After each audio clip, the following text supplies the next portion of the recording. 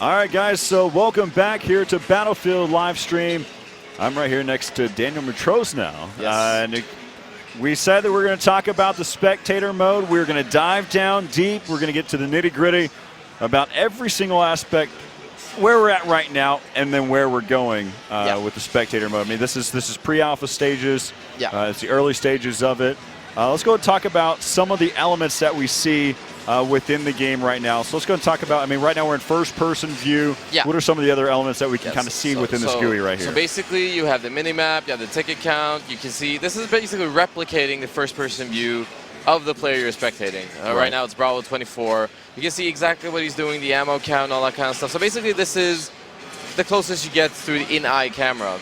And if you switch to third-person, you will have, there we go, the third-person view, basically, over his back. You can rotate the camera, you can go up, down. You also have a player card showing if he's got any kills, deaths, what's the KD, the score. You also see the accessory weapons and also the ammo. This is just to keep you in the action. I really like the aspect of right there. So right now, it's based off of what weapon he has in his hands at the time. You saw that he pulled out, he's got the M9 right now. And you can also see that there's no accessories, there's no additional attachment. He's got the standard barrel that's on it. So a lot of that's great information, especially with such an educated Battlefield community out there. That type of information is key and pivotal looking at the game. Also, like you stated, you see how much ammo he has. Just the good facts right here in this point. Something I'm going to ask a question right off the bat, though. How is the Q and E? So I see those are going to be your previous and your next. But how is that? Is that based off of the geography, how close they are to someone else? Is it based off of how they are on the scoreboard? It's based off how they're structured in the scoreboard, basically. Okay. So that was third person. And the scoreboard, right, we have it right here. If you click one player's name on the scoreboard, that will take you to the first person view.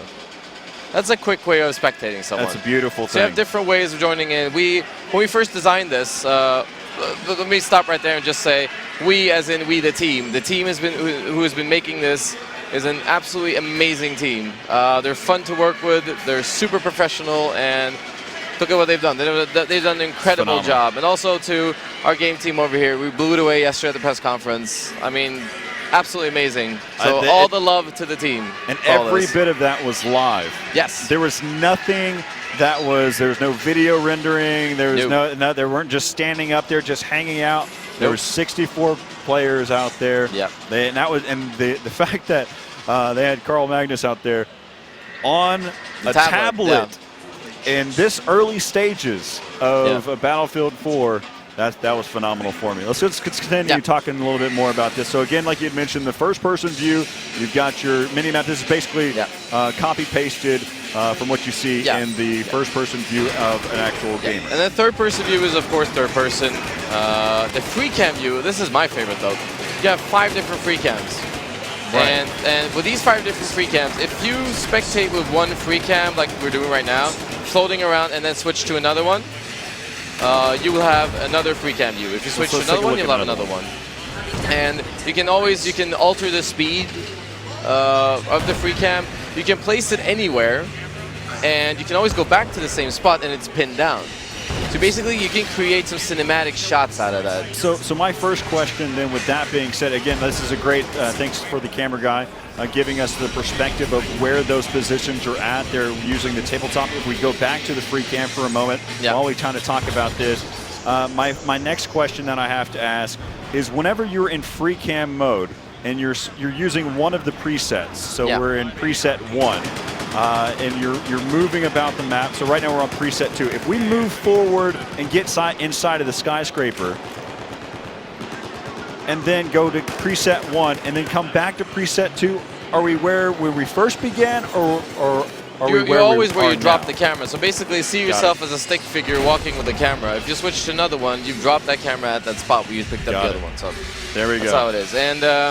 And we also have the tabletop view.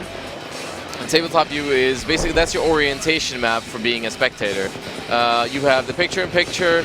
You have, if I press, you see the green helicopter over there. See the green That's helicopter. Pressed, and you can see all his squad mates. If I press another squad, I can see the other squad mates. Getting the chance to actually see those rockets come out and actually see the shots being fired. That's something else. You can see where all the infantry is at, where all the vehicles are at. This is your orientation map, so you can also see your place cams everywhere. And if you can zoom in with the scroll wheel, you can just check everything out. And I love the tabletop view. I love it. It's really good. So one of the things that whenever I watch any other games, one of the coolest things that we always talk about is having the ability to see the overview and click what player we want to see right then and there. I think what's great is that you can do that as well. If you click a player, you will go into the first-person view. If you click a vehicle that's being taken by a player, you get into first-person view. So that alpha member right there was just selected. Yeah, and when we designed this, I mean, we took a look at spectator modes all over, all across the years, and we looked at esports spectators. And for major esport events, major esport games, it's cool to have a good spectator. But spectator from the original part of esports was only for seeing if anyone cheats, like way back in the days. Yep, you're right, exactly. And it's evolved through Twitch and through everything going cloud. It's evolved to like a big spectator sport. Keeping that in mind, and then going over to seeing that, okay, our movie guys, we have a lot of people who make movies in Battlefield. A ton. And they can make some amazing movies only in Battlefield. Using this. Yeah, exactly, only in Battlefield. So we combine those two worlds, and as it says, this is pre-alpha. There are more really cool stuff coming to complement the spectator mode on launch. What are some of the things that that we can look forward to seeing whenever we're talking about? So basically a UI that keeps you more informed about your squad. Basically health bar, the cross with the health ticking down. You will see that. You will see the loadouts. You will see how many kills and deaths on the squad boards on the left and right. Okay, so it's difficult to explain. No. So if we're going to talk, I mean, so like I said, so I've listened to you, kind of give us some of the cool stuff.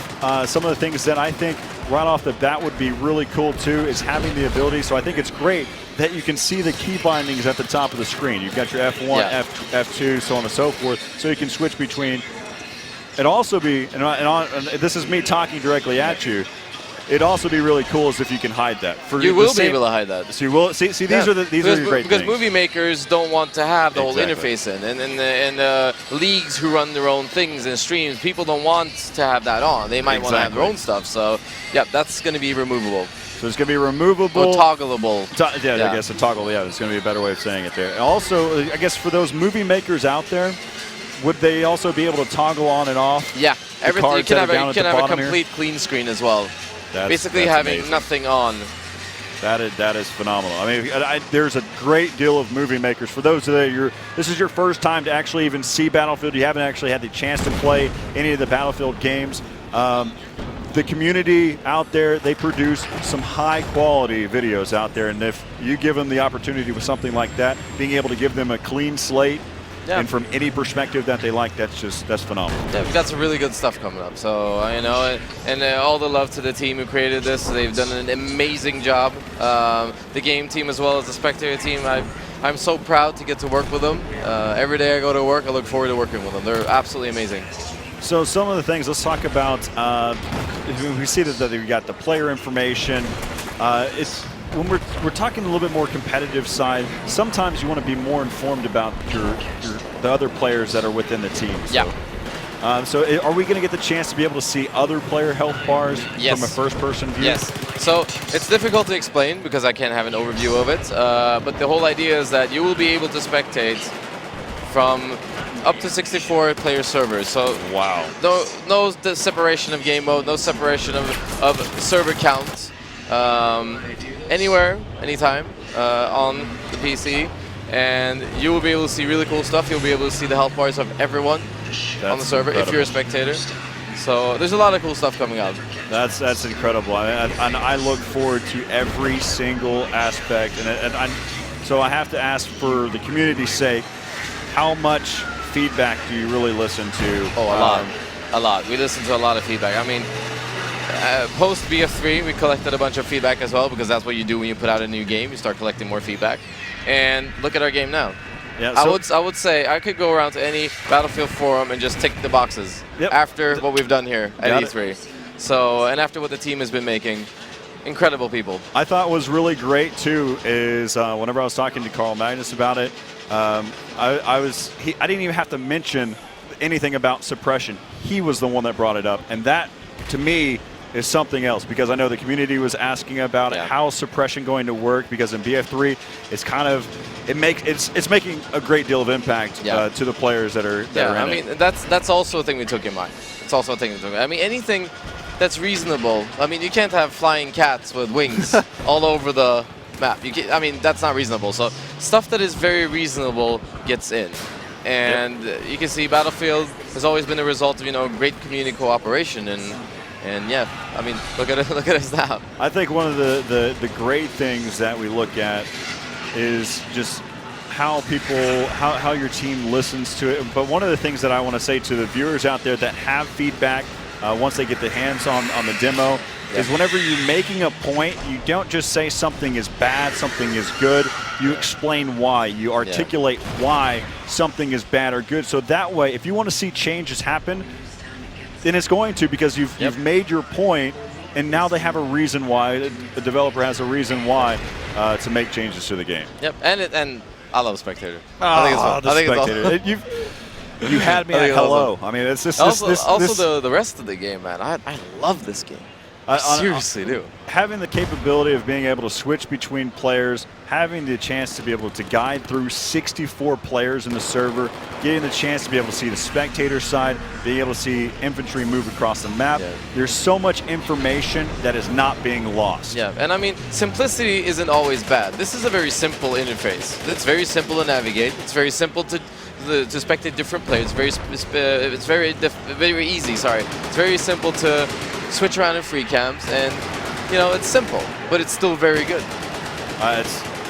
So let's talk about it. So right now we're in third-person view.